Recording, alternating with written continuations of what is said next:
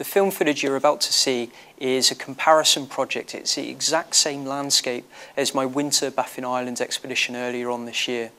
So what we're hoping to see is how the Arctic environment is indeed warming up. The Ayutthuk National Park is the land that never melts, and it is indeed melting. So let's see what we can find.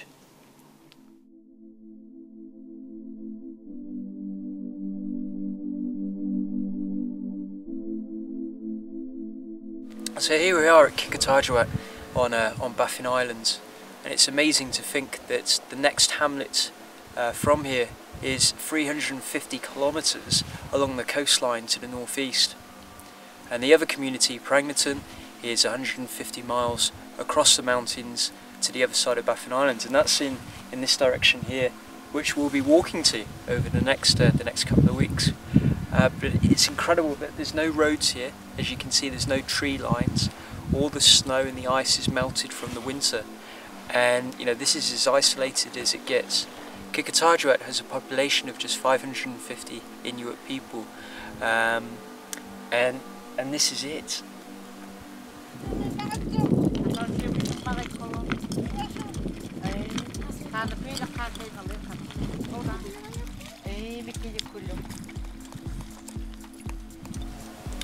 So straight away you can see from here, compared to the winter months, that all of the sea ice is completely melted away.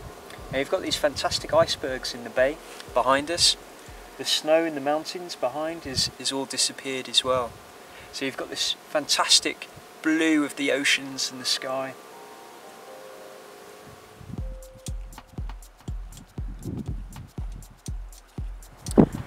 We've just come down now to Windy Lake, which is this entire section behind us.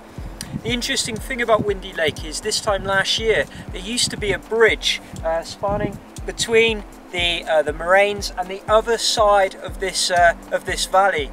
That bridge got completely washed away in the flooding last year, and we, in actual fact, should be on the other side of this valley, but there's no access here.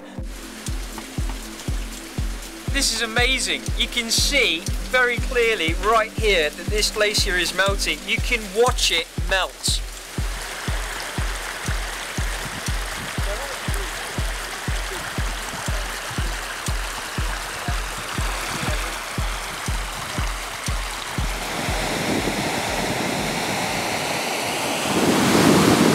Well, this really is incredible. It's still quite early in the morning, but there's a phenomenal amount of meltwater that's coming off the Turner Glacier, and this is typical of all the glaciers around here, showing the extent of glacial retreat that's taking place here in the national park.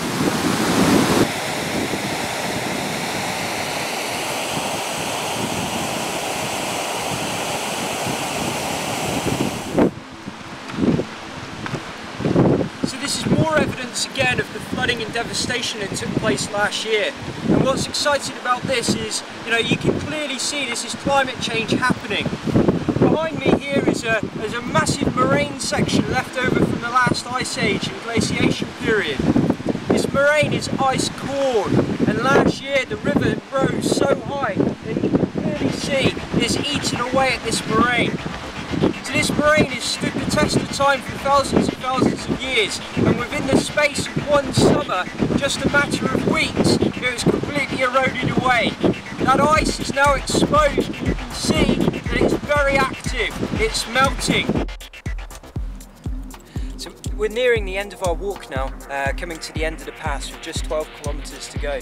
And I wasn't expecting to see any more evidence of climate change here in the park. But lo and behold, here behind me is the Tumble Glacier, and I've skied past this for the past 3 years, and this glacier is always stretched right down to the bottom of the valley floor. But I'm really surprised to see that, in fact, just well, halfway up the glacier, an entire section of it is crumbled away. It's very alarming to see also that the actual glacier itself seems really heavily crevassed, and large sections of it look ready just to fall away and follow suit.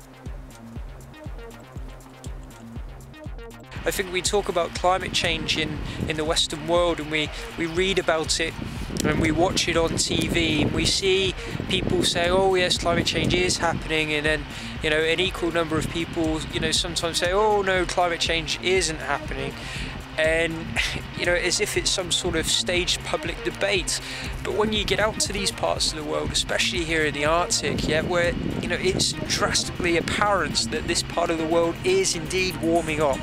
There's not a shadow of a doubt at how quickly the climate here is changing and how quickly it is warming. And that has had a massive impact on me since, you know, in just 3 weeks. It really is astounding. And over the past 3 years, I can't wait to get the photographs I have of these glaciers and the landscape and compare it to the photographs I have of, you know, 2-3 years ago, and see the difference that has taken place over that short period of time.